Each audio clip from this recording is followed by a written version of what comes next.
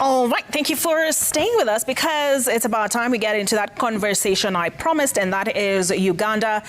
Museveni's world, essentially. As promised, I'm now joined by Dr. Joseph Musasizi, who is a lawyer, researcher, and international relations expert. We also have joining us virtually Godwin Toko, who is a lawyer and deputy team leader, Agora Center for Research. We are yet to be joined by Kato Tumusime, but we expect he will be joining us shortly. I will start with you, Dr. Joseph Musasizi. What is your view of the elections, parliamentary and presidential elections that took place on Thursday in Uganda? Just your assessment of the exercise overall. Thank you very much, Olive. I believe the exercise and the preparation, the conduct, and all that has transpired in Uganda shows that Uganda is a democratic country. I would say it's been quite free and fair, except for just as any other country, the hurdles we normally have regarding, of course, the security issues. But generally, it's been quite free and fair, as I would say. Thank you. All right, thank you, Dr. Musasizi. I don't know what your take is, Godwin. Your thoughts on the overall conduct of the election? Yeah, like the last few elections, it's been one of the most unfree and unfair elections in Uganda's history, comparable to the 1980 elections. So we saw a lot of police and state interference in the campaigns on the opposition side. We saw brutalizing of people. We unfortunately also witnessed some incidents of death. We also saw the denomination of several opposition candidates well after nomination, which gave the NRM, the ruling party, a head start. So I don't think it was free and fair. I think as a country, Ugandans are very, very good people who achieve a lot of good things, and this is one of those dark things that we have achieved. It wasn't free and fair. It wasn't fair. I don't know, Dr. Musasizi, would Uganda fall under the true definition of a democracy in your view? I would say democracy is quite a very, I wouldn't want to call it an abstract concept, but Uganda, in consideration of the fact that it has a constitution, it has a parliament, it organizes and conducts elections as per the constitution of the republic. I would consider it a republic, albeit a few challenges that most of our African states ordinarily and normally face. Thank you, Olive. All right. Toko, there are those who, as some lament the poll results, the presidential poll results, including opposition candidate Bobi Wine. There are those I've seen quoted in reports who say the younger generation do not know or do not appreciate how far Museveni has gotten us from. There are those who argue he's a stabilizing factor in Uganda, but it's also a reality that this should be his last run, as I understand it. How will that affect politics in Uganda, in your view? Yeah, it goes without saying that Uganda was in the abyss in the 70s, in the 80s, and even for much of the 60s. There were civil wars, there were coup d'etats. We had about 8 presidents in a period of barely 24 years. So there was the fact that Uganda was a very, very unstable country. And to that, there's a lot of credit that you give President Museveni. He brought in an era of stability. But again, there is always a thin line between being a good leader and then going over and above being a good leader to becoming the problem yourself. So I think what we've seen is that even the best dancer, to use the common phrase that people say in Uganda, even the best dancer leaves the stage. So I think at the end of the day for President Museveni now, the challenge has become that the longer he stays, the more elections are disputed. I have just seen statistics showing that even the voter apathy has greatly increased. I think in the 1996 election, it was about 76% of Ugandans who voted. In this last election, the one of whose results have just been announced, it's been about 52%. So the apathy has been coming down. The percentage has been going down, meaning the apathy has been increasing. There's been more and more cases of brutality and violence through the elections. If you compare this to, say, the 1996 election, which seemed much freer, much fairer, and Museveni got a percentage of, I think, about 76% in that particular election. So I think it's a bit of both, that yes, there was the abyss that Uganda was in, but again, the fact that you were hungry yesterday and you've eaten today doesn't mean that you cannot go hungry again tomorrow under similar conditions as the one that led you to the hunger. So I think the problem for Museveni now is how he balances this tightrope of ensuring that he doesn't again become the problem that he set out to solve when he took over in 1986. All right, I'll come to you now, Dr. Musasizi. Toko has talked about voter apathy. Was it a given in you? What do you think that was about? Because the turnout, at least that we witnessed in the pictures that were able to come out of the country, because as you're aware, there was an internet shutdown, showed, you know, voters trickling in.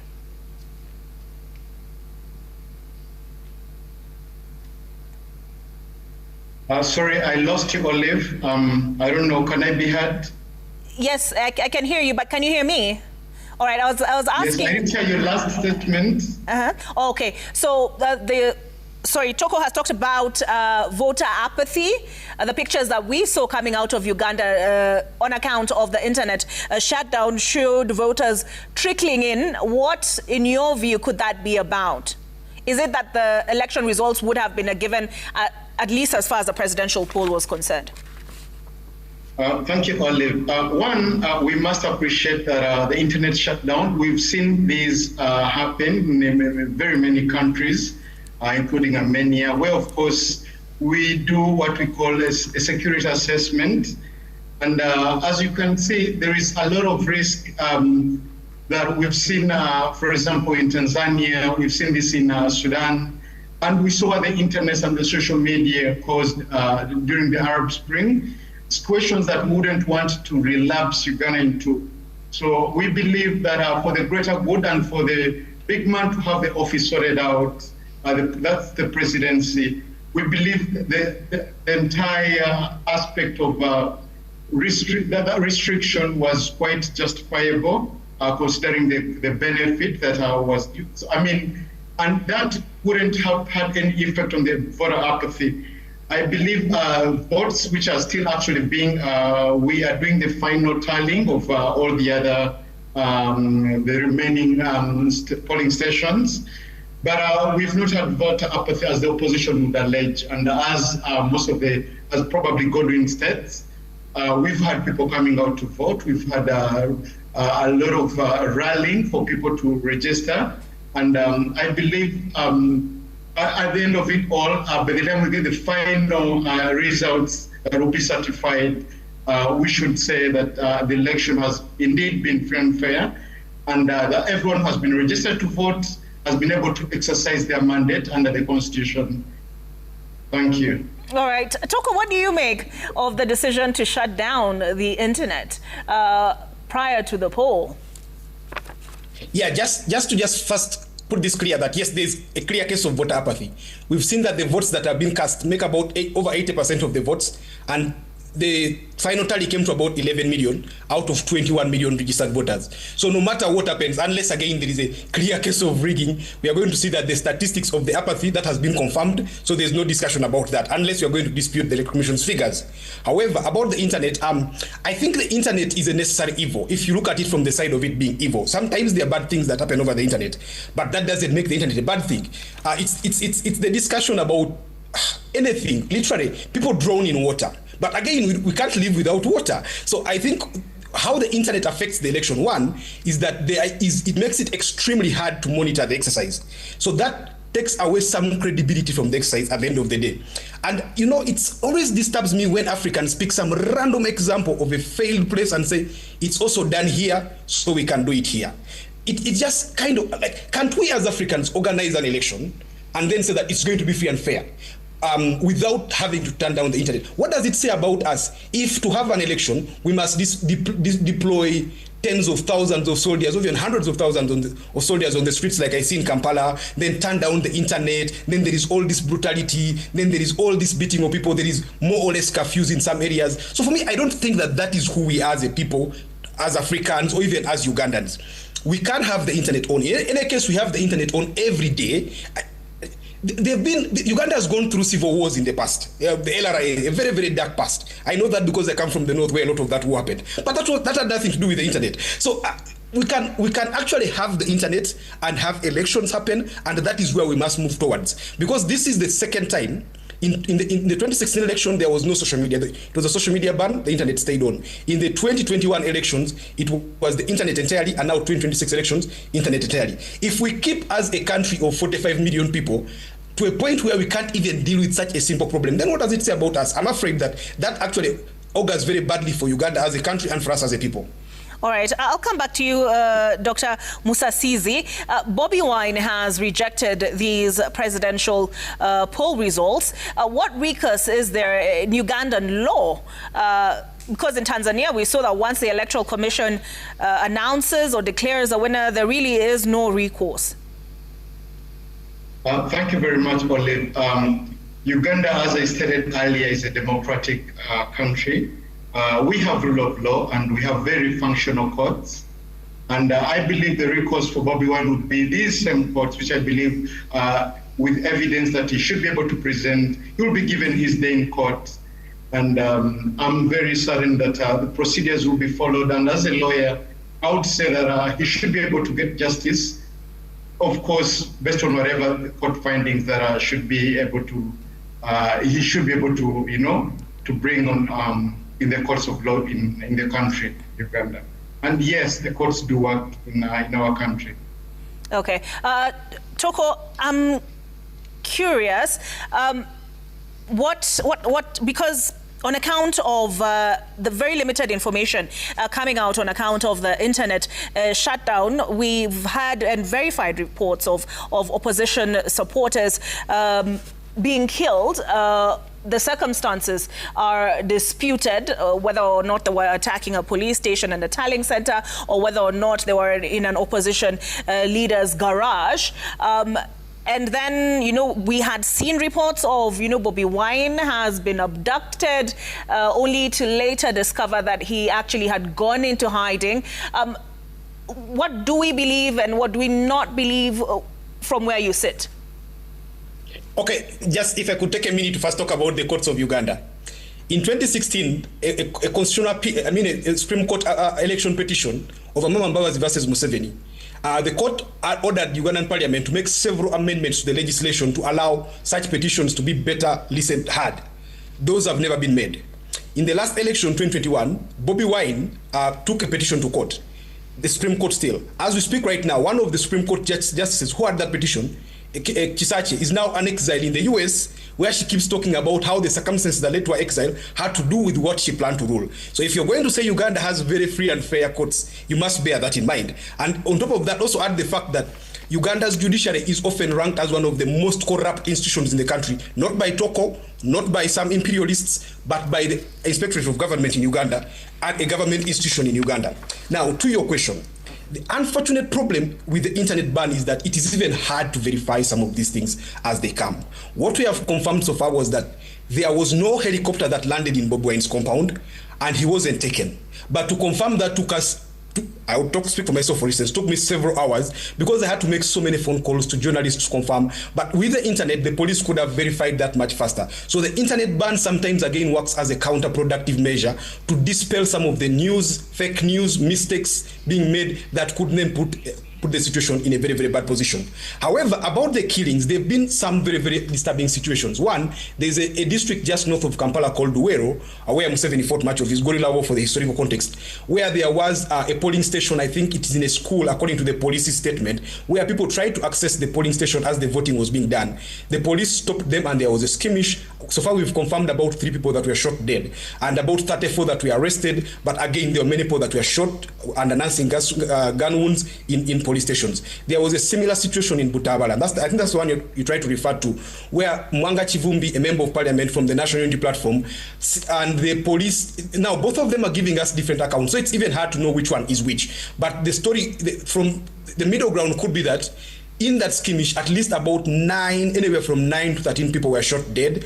From the photos I have seen that are verified from NTV in Uganda, show that the shooting happened in the compound of Mwanga Chivumbi. Now, it is against logic, even in war, that you don't shoot, in the law of war is that you don't shoot unarmed people, even get soldiers who have surrendered. But this shooting, from what we have so far, and this could change subject to more information coming with the internet, was that the shooting happened in a compound, and there are photos to show that the gate had bullet holes, some of the doors had bullet holes. Now that would be very, very regrettable. Again, there was another incident, I think in Rubaga is a suburb in Kampala, where people were shot dead. So these all collectively, and I'm not saying that people don't, it could be that these people probably, there was a situation where the police had to use force, probably, but then again, it's hard to verify without the internet, and that becomes a very, very problematic thing to say. All right. Yes, go ahead, Dr. Musasizi. Thank you. Just to add something to what Godwin, I mean, he himself has come out to say these are very unfounded rumors, and we what don't have say that about? These are unfounded rumors. What specifically? What specifically? The dates. We are talking about the dates. No. Those are not unfounded rumors. They are confirmed. Even the police does confirm those figures. The police account confirms those dates. We have, yes, I would say that, yes, the police might allege that some of these dates have happened. No, the police confirms. The police can't allege. What I would say here is that with the internet, had it been on, this would have been worse because of the incitement that was already ongoing, because of the mobilization that the opposition was trying to put in place for the same. So we should credit at sometimes the government for some of these restrictions that they come up with for the greater good. That would be my opinion. Are you disputing the police account, Dr. Musasizi, with regard to the 7? I'm disputing the circumstances of the deaths. Yes, people died. For that fact, that's a fact. But the circumstances and the reasons of what could have led to their deaths is what I dispute. And just for clarity, the account I gave is also the police account of the circumstances. So the police, I gave the police figures, and I also gave the circumstances the police say led to the death. All right. So you can't eat your cake and have it. You either have to dispute everything or not dispute them. All right. Thank you very much, gentlemen. Unfortunately, I will have to press pause on the conversation, but I hope to engage you as the situation develops, as the information ban lifts, and the internet ban, that is, lifts. And, one of the things I'm looking to hear moving forward is, how will this shape Uganda's politics moving forward? Because I've had a lot of talk of succession politics. We've had with us, joining us virtually, Dr. Joseph Musasizi, who is a lawyer and advocate of the High Court of Kenya, as well as a researcher and international relations expert. We've also had Godwin Toko, who is also a lawyer and deputy team leader, Agora Center for Research. Gentlemen, thank you for your contributions this evening. Sorry for the time restrictions, but it is a conversation that we will continue to have moving forward.